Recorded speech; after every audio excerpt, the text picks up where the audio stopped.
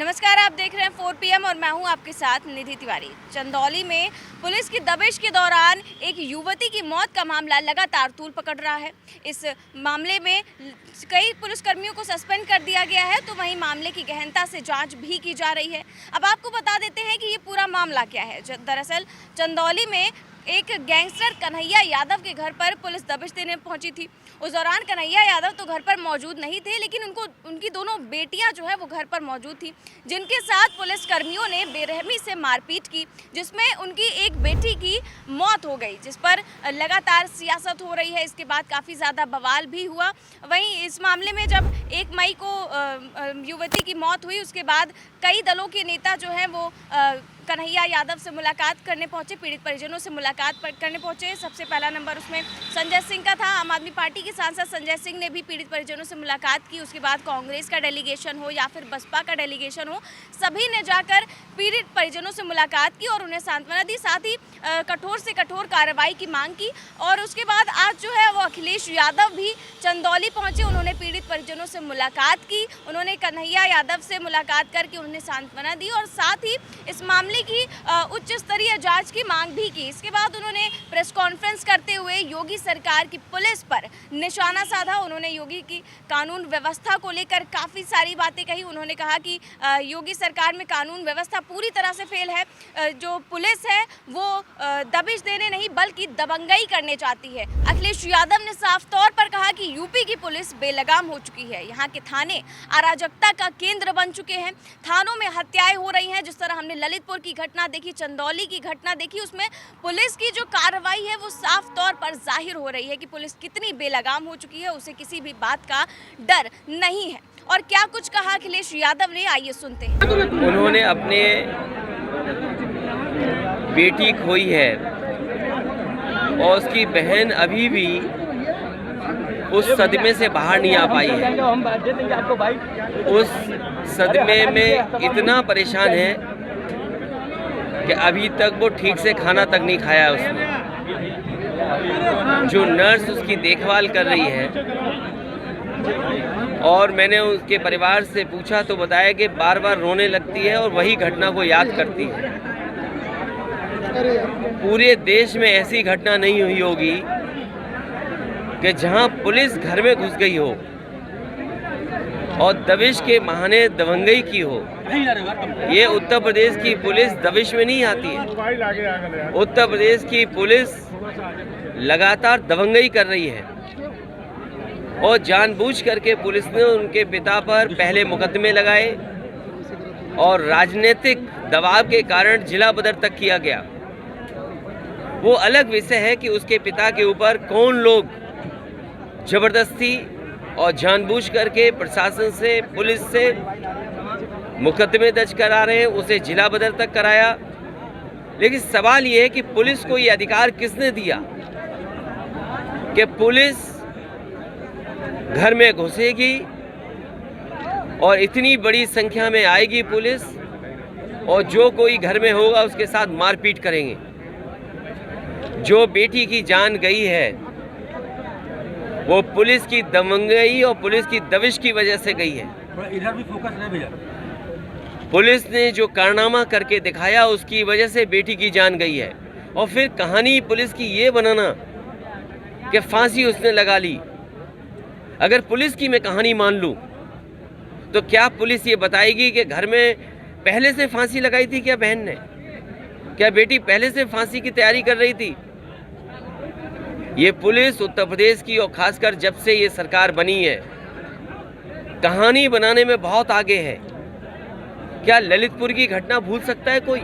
तो अखिलेश यादव ने पुलिस की कार्रवाई के साथ ही और भी कई सारे सवाल उठाए हैं। जिस तरह से महंगाई, बेरोजगारी है, उसको लेकर भी अखिलेश यादव ने काफ़ी सारे सवाल उठाए और उन्होंने मीडिया से बातचीत करते हुए साफ तौर पर कहा कि बीजेपी सरकार पूरी तरह से फेल है। और साथ ही उन्होंने ज्ञानव्यापी जो मस्जिद का मामला चल रहा है ये भी लगातार तूल पकड़ रहा है, इसको लेकर भी उन्होंने बयान दिया। उन्होंने कहा कि बीजेपी सरकार इसलिए इस मामले को तूल दे रही है ताकि महंगाई और बेरोजगारी जैसे मुद्दों को उठाया ना जा सके। बेरोजगारी और महंगाई जो मुद्दे हैं उन्हें दबाए रहा जाए और साथ ही जो जनता है वो उनसे इस बारे में सवाल ना करे। इसलिए बीजेपी सरकार ऐसे धर्म के मुद्दों को, लाउडस्पीकर के मुद्दे को, ज्ञानव्यापी मस्जिद के मुद्दे को ज़्यादा इस पर जोर लगा रही है, ज़्यादा दिखाने की कोशिश कर रही है, जबकि जो पुलिस की कार्रवाई है, जो कानून व्यवस्था है, जो बेरोजगारी है, महंगाई है, इन सभी को लेकर सरकार को बातचीत करनी चाहिए। और क्या कुछ कहा अखिलेश यादव ने, आइए सुनते हैं। देखिए, ये मुझे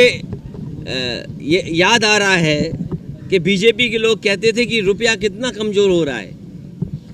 मुझे तो लगता है बीजेपी के लोगों ने इतना रुपया कमज़ोर कर दिया है कि डॉलर की रफ्तार देखिए कहाँ पहुँचता चला जा रहा है। सर, आज सबसे ज़्यादा कम हुआ है, रुपया 77 रुपये 42 पैसे हो गया। तो सोचिए, जो लोग कारोबार करते हैं उन पे क्या गुजर रही होगी।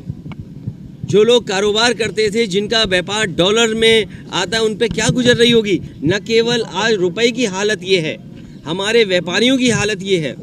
हमारे महंगाई के कारण सोचिए, घर परिवार नहीं चल पा रहे, सिलेंडर महंगा होता चला जा रहा है, डीजल पेट्रोल महंगी होती चली जा रही, सीमेंट महंगा हो जा रहा है, सरिया महंगी हो जा रही हैं, दालें महंगी हो जा रही हैं, आपका खाने पीने का तेल महंगा हो रहा है। आज महंगाई का सवाल नहीं हो, इसीलिए जानबूझ करके कभी ताजमहल का सवाल, कभी आपकी मस्जिद का सवाल ये बीजेपी के लोग उठाते हैं।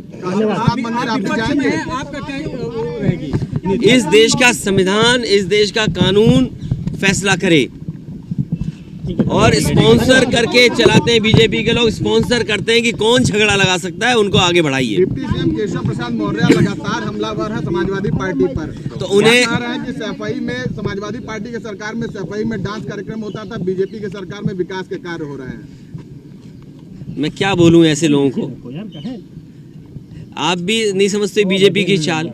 बीजेपी की चाल ये है कि जो भी कोई पिछड़ा हो, पिछड़ा पिछड़े से बोले, इसीलिए तो वो पिछड़े हैं। उन्हें दिखाई नहीं दे रहा, पिछड़ों के सब अधिकार छिन गए, पिछड़ों की नौकरियां छिन गई, और जो पिछड़ों को अधिकार या दलितों को अधिकार मिलने थे, मुसलमान भाइयों को अधिकार मिलने थे, वो नहीं मिल पा रहे हैं। सरकार जनता ने दी है बना करके, जनता ने दोबारा सरकार बना दी, और अगर दोबारा सरकार बना दी तो डीजल पेट्रोल क्यों महंगा हो रहा वो नहीं याद आएगा उनको, उन्हें सफाई याद आ रही है। तो नेता प्रतिपक्ष अखिलेश यादव लगातार बीजेपी सरकार पर निशाना साध रहे हैं, चाहे वो ललितपुर की घटना हो, चाहे वो चंदौली की घटना हो। हर जगह पर वो अपनी मौजूदगी दर्शाते हैं, वो हर जगह जाकर पीड़ित परिजनों से मुलाकात करते हैं और बीजेपी सरकार को निशाने पर भी लेते हैं, उन पर निशाना साधते हैं।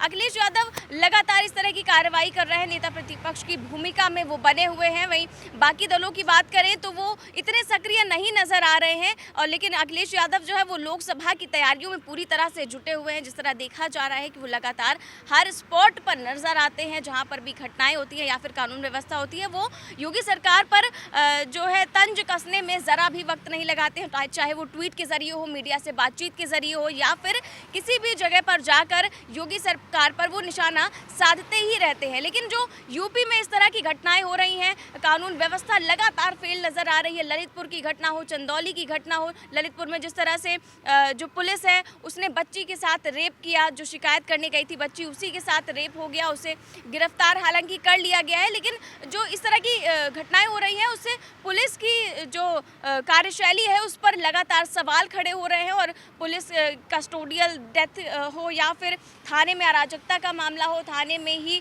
जो हिंसाएं हो रही हैं, इसको लेकर लगातार अखिलेश यादव इस पर नज़र बनाए हुए हैं। लेकिन इस तरह की कार्रवाई पर कब लगाम लगेगी, किस कदर जो पुलिस है यूपी की वो बेलगाम हो चुकी है, कब इस पर लगाम लगेगी, ये सब तो देखने वाली बात होगी। लेकिन देश और दुनिया की तमाम बड़ी खबरें जानने के लिए आप बने रहिए 4 PM यूपी के साथ। नमस्कार।